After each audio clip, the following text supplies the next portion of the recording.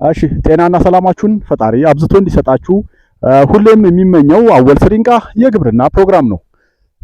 ዛሬ ደግሞ ማሳያችሁ ይህ የባቄላ ዘር ብዜት ነው። ይህ የባቄላ ዘር ብዜት ከሌላው ለየት የሚያደርገው ሀሸንጌ የሚባል ዝርያ ነው። የተለቀቀው ከአላማጣ ግብርና ምርምር ማዕከል ነው።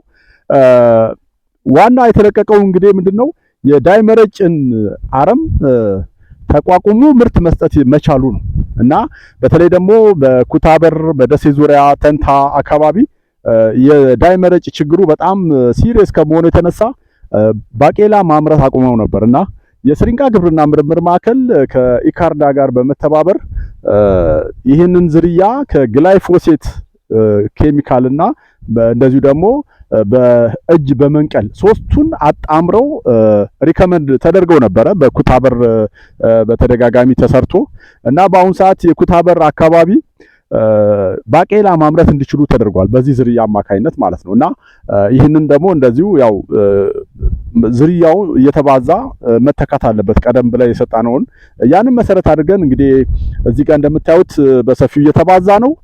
የአሸንጌ ዝርያ ያው እንዳልኳችሁ ለዳይመረጩን ተቋቁሞ ምርት መስጠቱ ነው ትልቁ ነገር ማለት ነው እና ስናባዛ ግን ለዳይመረጭ ምቹ ባልሆነ አካባቢ መሆን አለበት። የዳይመረጭ አረም የሚፈልገው መሬት ምንድነው?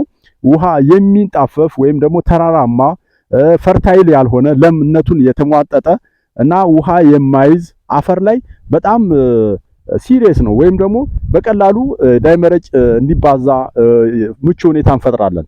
ስለዚህ ለዳይመረጩ መስፋፋት ምቹ ባልሆነበት መሬት ላይ ነው መባዛት ያለበት ዝርያው ማለት ነው እና ከዛ አኳያ እንግዲህ እዚህ አካባቢ ስሪንቃ አካባቢ የዳይመረጭ ችግር የለም። አፈሩም በጣም ፈርታይል ነው። ውሃ የመያዝ አቅሙ በጣም ጥሩ ነው እና አሁን በምታዩት ሁኔታ ደግሞ በጣም በሚያምር ሁኔታ ነው ያለው። ምንም አይነት የበሽታ ችግር የለበትም። ለጊዜውም ቢሆን ያው አሁን በአሁን ባለውበት ሰዓት የክሽክሽ ችግርም ብዙ አይታይም።